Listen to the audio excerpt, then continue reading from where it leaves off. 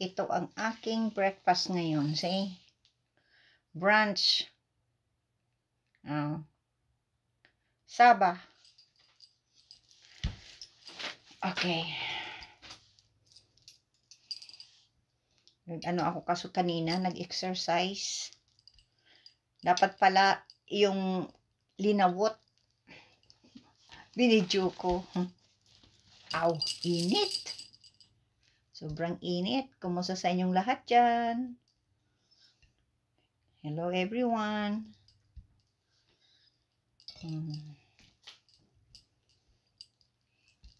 Kain tayo ng sabang maliit. Di ko lang alam kung saan ito galing. Parang saba pero hindi ito galing Pilipinas. Pag nagpunta ulit ako doon sa tindahan, tatanungin ko kung saan ito galing para naman malaman. Yan.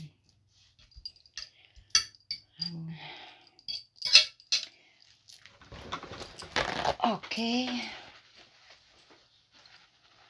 Kumusta sa inyong lahat dyan sa Pilipinas? Ako ay makain. Mainit ngayon dito. At hapon na. Alas 4 ng hapon at ako'y maluto na pagkatapos nito. Kasi may trabaho pang anak ko.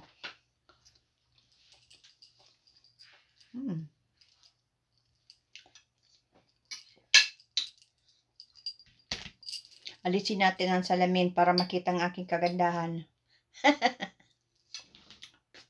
Kagandahan.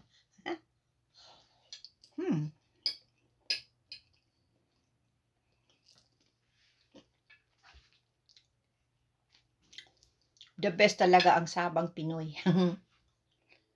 Sa totoo lang. Lalo na pag hinog na.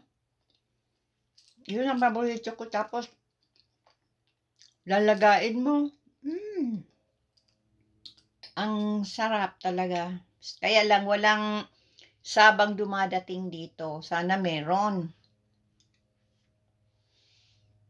May nakakarating nga dito galing sa ibang bansa. Bakit hindi nakakarating dito ang sabang, sariwa, ganito.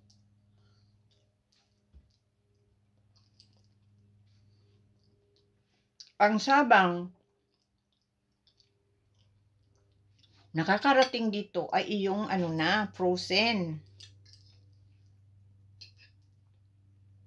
Frozen na saba. Iinitin mo na lang. Kasi luto na eh.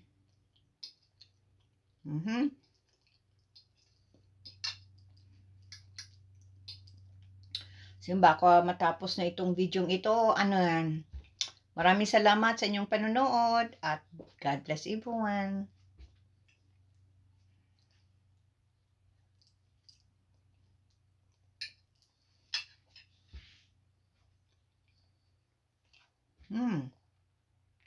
Sarap ng saba. Nag-imagine lang ako ng saba ito ng Pilipinas. Ang lasa nito parang medyo may mapakla. Pero okay na. Kasi baka pagalitan tayo, masabi, mabuti nga may sabang dumadating dyan, mareklamo ka.